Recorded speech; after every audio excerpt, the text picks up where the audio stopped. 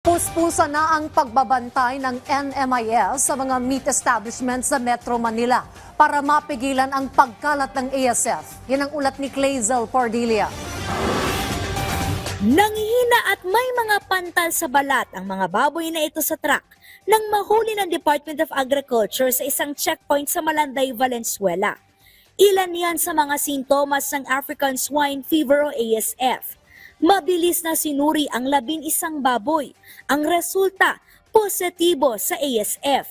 Aabot na sa 167 mga baboy ang sinubukang ipuslit sa Metro Manila mula sa magkakahiwalay na checkpoint ng DA. Bahagi ito ng pinaigting na border control para maiwasan ang pagkalat ng ASF.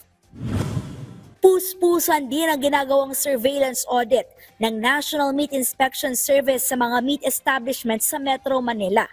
Binabantayan ang kondisyon at kalidad ng mga baboy at produktong karne na pumapasok at lumalabas sa mga katayan, cold storage facility, meat cutting plant at distribution centers. Yan ay para masigurong walang baboy na may sakit ang kinakatay at binibenta sa merkado.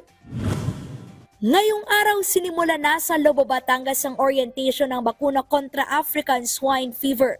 160 maliliit na hog raiser at may-ari ng commercial farm ang lumahok at naghayag na nais nilang magpabakuna. Bahagi ito ng controlled vaccination program ng DA na layong pigilan ang pagkalat ng ASF. Pero hindi pa masabi ng ahensya kung kailan sisimulan ang pagtuturok. Inihahanda pa kasi ang mga laboratorio na tatanggap ng blood sample mula sa mga baboy na babakunahan.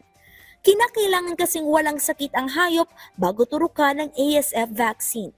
Biglang dadami yung mga samples, kukuhanin. Dapat yung mga laboratory natin kagaya ng Regional Animal Disease Diagnostics Laboratory sa Lipa ay ready to accept and evaluate ito. Yung isang vial kasi may laman yun na 50 doses. So kailangan clustered yung mga backyard. Hindi masayang yung yung bakuna kasi siyempre pag nabuksan yun kailangan na iturok agad. Gagawin ng BAI at saka ng lokal na pamahalaan yung pinakamabilis na paraan. 3 barangay sa Lobo ang target bakunahan. Isusunod ang mga baboy sa Lipa at Taysan. Clazel Pardilia para sa Pambansang TV sa Bagong Pilipinas.